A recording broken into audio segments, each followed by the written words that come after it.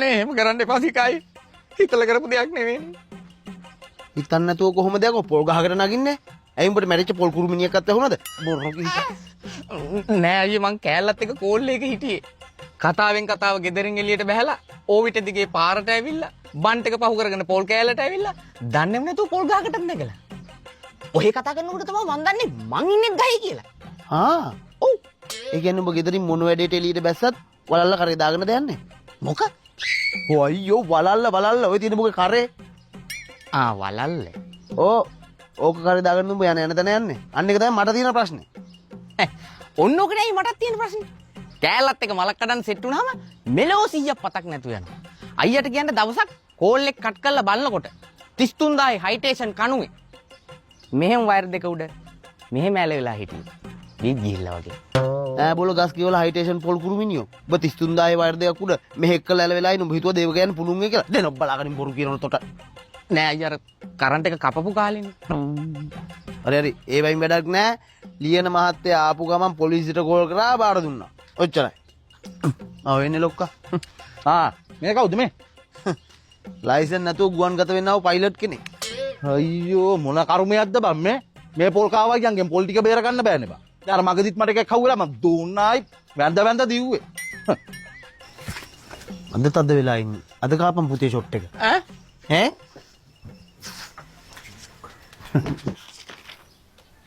මොකක්ද මුට කරන්නේ? මක්ක කරන්නේ ඉතින් පොලිසියට කෝල් කරලා වනජීවියකට බාර දෙමු. වගහානි කරන්න ආවයි කියලා. අයියෝ යකෝ රටපටලන්න එපා. පොලිසියට කෝල් කරොත් එන්නේ පොලිසියෙන් වනජීවියකට කෝල් කරොත් එන්නේ වනජීවියකින්. නෑ ඉතින් ඔය දෙකෙන් මෙන්න නැති වෙලාවලුත් තියෙනවනේ. ඒක හින්දා දෙකටම කෝල් කරමු. පොලිසියෙන් ආවොත් හොරෙක් කියලා බාර දෙනවා. වනජීවියකින් ආවොත් රිලෙවෙක් කියලා බාර දෙනවා. හේයි. ඉවරනේ වැඩේ. අලුතු. ඔයිද. දුවන්න බා ඔයිද. ඔයිද. ඉතහම් අල්ලා. ඉතහම්.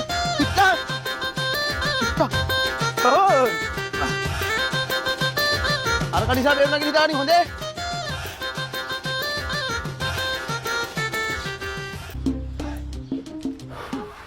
අල්ලගත්තේ නැහැ? අහුණා. උන් කොහෙද දුවන්නේ මගෙත් එක්ක? පස්සේ මං ඇතැරලා දැම්මා. අර මොකෝ? නෑ අර බාර දෙන්නේ කාටද කියලා ප්‍රශ්නයක් ආවනේ. ඒ ප්‍රශ්නේ විසඳගෙන ඉමත් අල්ල ගන්නවා.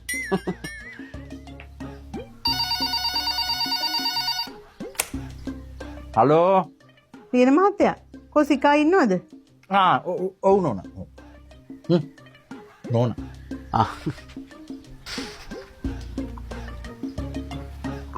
පැටියෝ කොහොමද? යකෝ වත්තේ නෝනා කතා කරන්නේ. මට අනේ සමාවෙන්න ඕන නෝනා.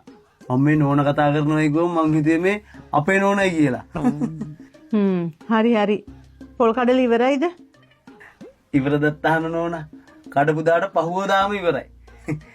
ලයිට් බිල් වතුර බිල් ගෙවලා කඩේ බිල බේරලා පොල් කඩපු සන්තෝෂයට ගෙදර එමු කරයට කොත්තු දෙකක් කෑවම අයිමත් ඉතින් පහුවදා ඉඳන් පොතට තමයි. මොනවාද මිනිස්සු ඔය කියවන්නේ? ඇයි නෝනා මේ පොල් කඩපුව ඉවරද කියලා? මං ඇහුවේ පොල් කඩපුව ඉවරද කියලා නෙමෙයි. වත්තේ පොල් කඩල ඉවරද කියලා මං ඇහුවේ. මං හිතුවේ මේ නෝනා මගේ පඩිගෙන ඇහුවයි කියලා. අපි පඩි ගන්නවට කියනවනේ නෝනා පොල් කඩනවයි කියලා. වත්තේ පොල් නම් නෝනා කැඩෙන ගමන් තියෙන්නේ. තව දවස් 4-5කින් ඉවර කරන්න පුළුවන්. දැන් පොල් දෙන්න කෙනෙක් ඉන්නවද?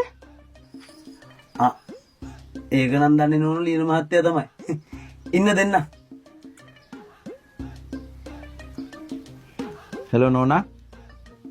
ලියන මහත්තයා පොල් ටික දෙන්න කෙනෙක් හම්බුණාද? පොල් ටික නෙවෙයිනේ නෝනා. අක්කර 50ක පොල් නේ ඒකනේ වැඩේ. පොල් නම් ඉල්ලගෙන එනෝ කට්ටිය. වැඩේ තියෙන නෝනා පොල් ඉල්ලන විදිහනේ දෙල්. පොරණන් හාන්නකො ලියන මහත්තයා ටවුමෙන්.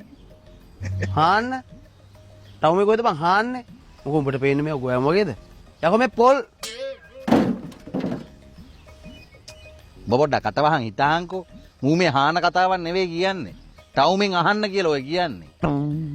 අන්න ඒකනේ අපේ ශිකාමල්ලියට ඩෝයනෝනේ ඩෝංගාලා. ඩෝන් යනෝනේ ඩෝංගාලයක් මම උඹට තියෙනවා. ලයිසන් නැත් එක අතේපත් වෙන මොකක් හරි තිබ්බනම්. බලන්නකො ලියන මත මූණිය පොල් පුවක් ගන්න දාන්නේ කතා කරන්නේ. කඩනවට පාඩුයි.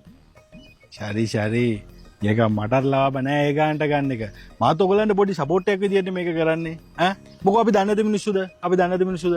නෑනේ ඈ. ඕ අපි මොකෝ නොදන්නේ ඉතින් නානගේ විස්තර. ඒකනේ ලියන මාත්‍යා. ඒක මට තනියම තීරණ ගන්න බෑ. ඈ අපේ පුංචි මල්ලිය එක්කනේ මම මේ බිස්නස් එක කරන්නේ. හරි. මම මල්ලිය එක්කත් කතා කරලා 50ක් හරි වැඩි කරලා දෙන්න බලනවා. 50 ගහගනින් බේ. සයිලන්සර්.